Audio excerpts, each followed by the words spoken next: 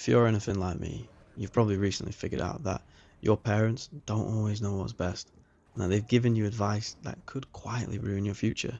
And it's not because they want to ruin your future, but because the world that they learned to win in doesn't exist anymore. And this doesn't mean everything they tell you is wrong, it just means that you should take what they say with a pinch of salt and seek to understand why they think they're right. So, I'm going to go over a few points about why your parents likely think the way that they do, and then at the end, I'm just going to quickly mention who I think you should be listening to at this time. Point number one, the model and the economy that they lived in and grew up in. So most of our parents and grandparents grew up in a completely different economy to us. In their world, you could get a job, stay there for 30 years, buy a house, even on a single income, and raise a family. And then at the end of that, you retire with a pension that you can live comfortably on. And that was their model, and that's what was safe to them, and that's the path that they stuck to. And they saw direct results from sticking to that path. They didn't have to switch things up because they'd already sorted themselves out. So their advice, it still comes from that model, and it's quickly becoming out of date. Today, that model feels like it's on its way out. The world has changed. Jobs aren't stable anymore. Companies don't reward loyalty the same way. The cost of living has creeped up dramatically, and technology's here, and it's changing everything faster than I think any of us could have imagined. So, yeah, the costs that your parents face growing up are not equal to the cost that we face. If you've seen the average price of a house compared to the average income, I think there's a chart. I'll see if I can find it. You'll know what I'm talking about. And by the way, this is not a whining session. This is simply just stating the cards that we've been dealt. And as I've said, you can either just complain about it or accept it and do the best in the circumstances we face. But my point is if you follow the same path as your parents, you might end up getting stuck instead of secure. This brings me on to my next point, which is that stability is different now. It feels like safety does not exist anymore. People get laid off from secure careers all the time, and even companies that are performing well. And the most recent example I've got for you is the layoffs over at EA. I think this was back in March now, but this was despite them producing, which I think was the best-selling shooter of 2025, being Battlefield 6. Um, and then they had loads of company layoffs. So what does that tell you? Other than EA being greedy, which is nothing new, it tells me that you are not as secure as you think. I feel for those developers that have just lost their jobs because if you imagine for them, they probably they went to college, they worked really hard to get into university to study that degree in development. So you've smashed it out of the park. You got a job at EA, which is one of the biggest hitters in game development. You help develop the best-selling shooter of 2025. It's all high fives around, and then 5 months later, you lose your job because someone higher up decided that value was elsewhere, and then you're back at square one. I just hope that the experience you gained in that employment is enough for you to smoothly get another job somewhere else in game development or whatever. But who's to say it won't be the same story working for a different company?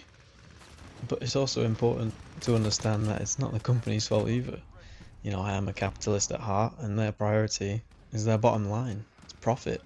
So if they can produce more value, cheaper, faster, it's a no-brainer for them. And no company is ever going to turn that down, even if it is so out of touch with their wider audience. And I'm looking at you, Call of Duty. But this is the way of the world. And we're going to be seeing a lot more of it, especially with AI, artificial intelligence, coming through.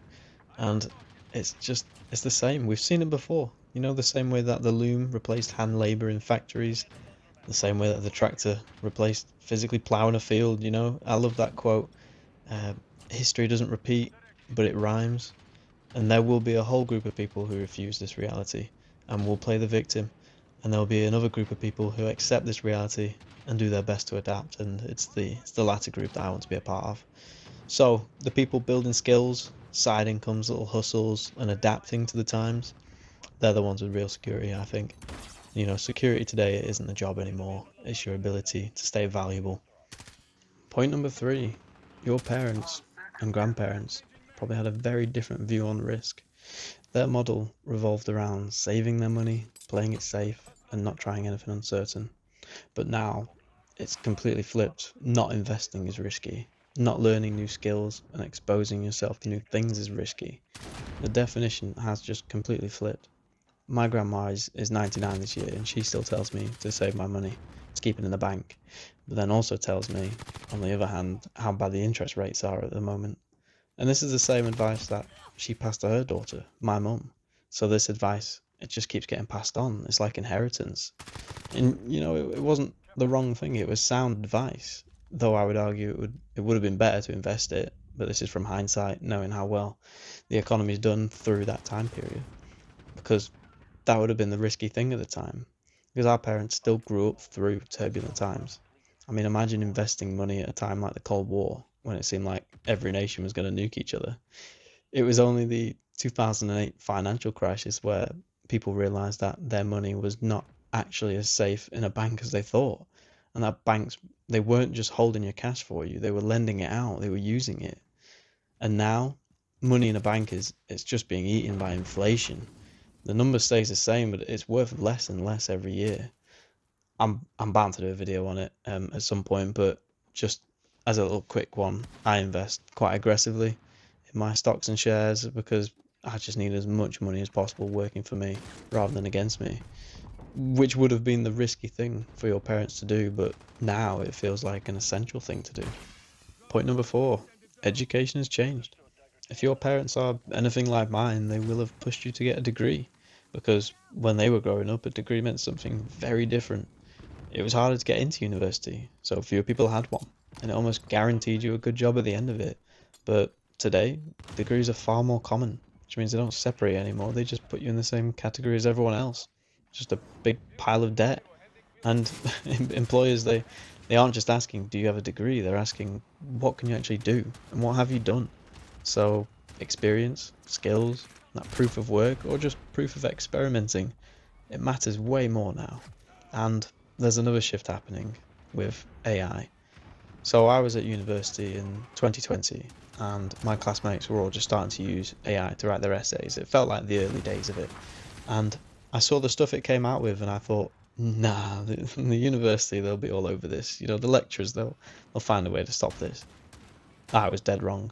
Universities could not keep up, and they still can't keep up. If you talk to any student now, they'll likely tell you that, yeah, the vast majority of them are still using AI to write essays. So, with AI tools becoming more normal in education, the gap between people who truly understand something and the people who just know how to pass exams is going to be so wide. It's going to be exponential. And companies know that. They know that a degree does not mean the same thing that it did. So yeah, a degree today, it does not carry the same weight that it did maybe 10 years ago.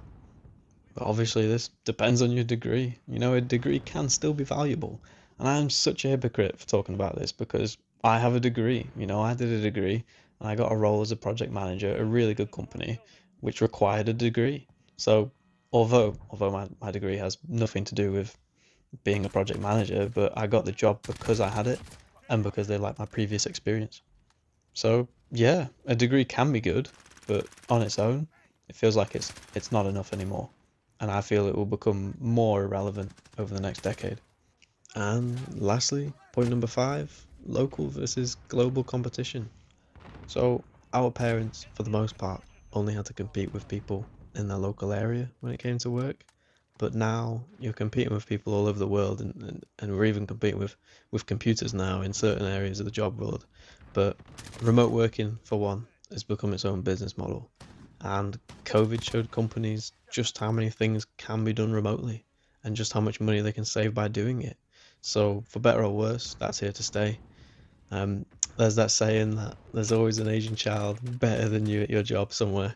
And companies diversify around this. They diversify their staff like this because while you're going to bed, they're just starting their day. So a boss is getting 2 days' work for the price of one. It's a no-brainer for companies.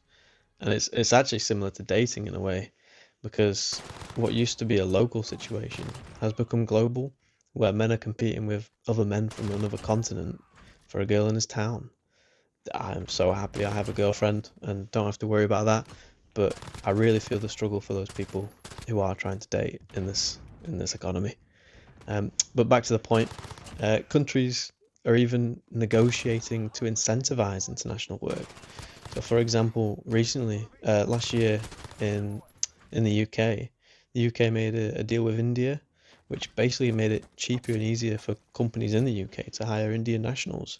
But without getting too political, because I don't like politics and all that noise, it just shows that international competition is very much a thing for especially anybody new to the job market. So the game has changed, but your parents will still tell you to take a CV in and show your face, even though it's probably to a minimum wage worker who won't even interview you in the first place. Um, yeah, you're better off scattering. Scatter the CVs as far and wide as you can because my God is the law of large numbers. I think you're better off that way. And so those are my points. A quick caveat, however, you should still listen to your parents. All I'm saying is that you shouldn't blindly follow all their advice. Because your parents, they've made it through some of the most uncertain events in human history, and you have to admire that. And what you'll find is that some of their advice is timeless. My parents, in particular, they always told me that I should work hard, stay disciplined, and think long term, and that's the part that still matters. And just to close things off, obviously, shouldn't blindly follow your parents' advice, but who should you listen to? And for me, it's the people who are getting the results that you want. It's the people that you want to look up to and want to be more like. So for me, not people who had success 20 years ago. There's parts and bits of people that you can take advice and inspiration from, but for me right now, it's people who are winning in today's economy. The people who understand how things work now, people who are building, adapting, and staying relevant, because nobody knows the future. And so you have to make a bet, you have to gamble, and you have to take an honest belief and say, I think they're doing the right thing, and I want to do what I think is the right thing. And most importantly, it's that you have to learn to listen to yourself, not your fear or your comfort zone or that little voice that tells you the ship has sailed. Like you just have to listen to yourself and give yourself even self-affirmations about it. Because at the end of the day, you're the one living your life. You're the one dealing with the consequences. So take advice from everywhere, but make decisions for yourself. And it's ironic if you've made it this far because you're listening to me, but again, take what I say with a pinch of salt too, because I'm 25. I'm still living in my parents' house. Um, at the time of making this video, I'm currently about £1,000 down on my portfolio. It's a crazy time, but I think I'm just doing what I think is right. I don't know your situation, and only time will tell if I was worth listening to, because I'm just a normal guy from the north of England trying to make things happen. So yeah, I'll wrap it up there, but thanks for listening if you've made it this far. Let me know if you disagree or agree with any of what I've said, or if there's anything else you think should be added, let me know. Keep learning, keep trying. I heard a great phrase actually that I'll leave you with, and it's that the more you step out of your comfort zone, the more you expand your surface area for luck. I love that. So take care, fellas. I'll see you in the next one.